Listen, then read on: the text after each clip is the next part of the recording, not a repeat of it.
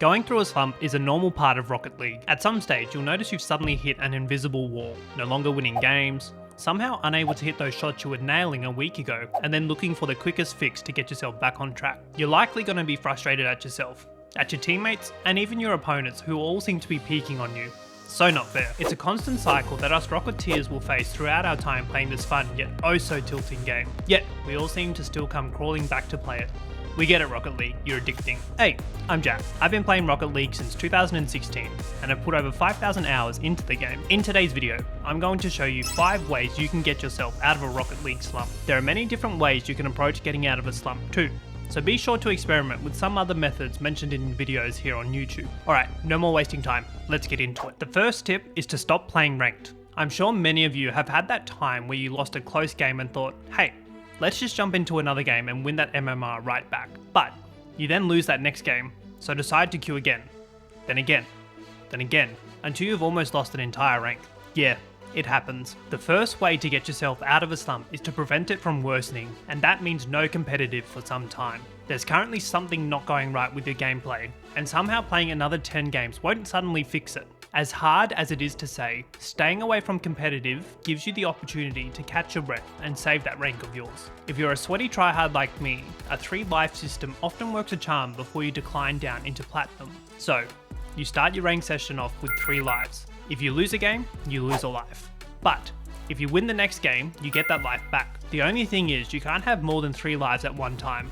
No cheekily racking up 7 lives here. Play ranked until you run out of lives, and I promise you won't be anywhere near as disappointed as going on a 10-game losing streak. The next tip is to play casual or extra modes. Giving casual or the extra modes a go when you're in a slump is one way to have some fun while still working on your mechanics. For example, Hoops has a lot of aerial plays, so it's a great way to practice those whilst listening to your favourite music or podcast. Or hop into casual alone or with some friends and just jam out. Casual is a punishment-free place to test out some new plays, go for crazy shots, and grab some cheeky clips. I swear 95% of my best clips have come from casual. Mindset plays a huge role in a slump, so putting yourself in an environment without the pressure or stress allows you to take that extra time without opponents chasing you down at every chance. While this isn't anything new or groundbreaking, sometimes I spend a few weeks playing extra modes to stack up my wins towards my season rewards. So when I do reach the champion and grand champion level reward levels, I can hop over to the normal modes and only have to grind around 20 to 30 games to achieve them. Give it a go if you haven't tried this method already. Just be mindful though, if you are grinding extra modes, that you will eventually run into some sweaty tryhards who only seem to be able to get grand champion rewards in the extra modes, which is pretty funny to see. The next tip is to use training packs in different ways. Now, training packs are a great way to fine tune your mechanics when in a slump, but a neat trick I learned from Leathermere is to push the boundaries and change up how you play through a pack. My favourite example is using this aerial training pack, but instead, using each shot to set up a double tap. It makes it really challenging having to set up double taps in different positions across the field with different spawn locations for the ball. Not only that though, you're also training your car control, aerial control, boost management, air rolling, and so on just by making a small adjustment in a pack.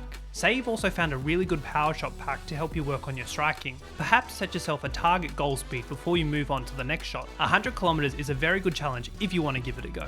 I haven't mentioned Bacchus mod here as I want to make the video just as relevant for our friends here on console. Do let me know down in the comments below if you'd like to see a video on the best Bacchus mod training packs though. Take out some time to watch some recent replays of yours. While it sounds boring, watching your recent Rocket League replays is a great way to work out why you may be in a slump in the first place. If you need a video on how to analyze your Rocket League replays, I'll link mine in a card now and down in the description below. It's a good idea to get in the habit of saving your replays so you have a recent library worth of games that you can analyze and identify similar errors you're making in each game. Look, maybe you've tried out the tips I've mentioned in today's video, and also some other tips that other Rocket League YouTubers have mentioned, but are still somehow stuck in a slump. Then maybe it's time to consider taking a break from the game. Keep in mind though, the longer you take a break from the game, the rustier you will be when you come back. I can speak from personal experience as I've just got back into competitive this season, dropping from around mid GC1 all the way down to Champ 2 due to only playing the game once a week. Breaks have had both a good and a bad impact on my rank throughout the seasons though, as there have been many times where I've been filled with absolute rage on the verge of uninstalling the game, so don't expect to suddenly peak after coming back either. It's a bit of a weird feeling coming back from a break, and depending on how long you've played the game, sometimes you can come back absolutely killing it in ranked, and other times needing a good warm up before hitting the field. Either way, no matter how long you take a break from the game, please do warm up and get some training in before you hit competitive. But who am I to suggest this? You'll probably log back into the game after watching this, won't you? Don't worry, I'd be the exact same. So there we have it. These are 5 ways that you can help yourself get out of a slump. I know for me, spending time mucking around in casual and extra game modes really helped me getting back to enjoying the game before dipping my toes back into competitive. Mind you, I first hit Grand Champion in Rumble when extra modes became ranked modes too. Don't beat yourself up either if you're in a slump for quite a while. Rocket League can be a real pain to rise back up from your peak, so keep that in mind if you're currently in a slump. Rest assured that I'll have plenty of videos in the future that will go further into slumps, perhaps even analysing and helping people in the community, if you all want to see that. Ever wondered how a washed up Grand Champion fares against the newest AI to hit the Rocket League community by storm? Click on this video to find out. I'm Jack, and I'll see you in the next video. Catch ya!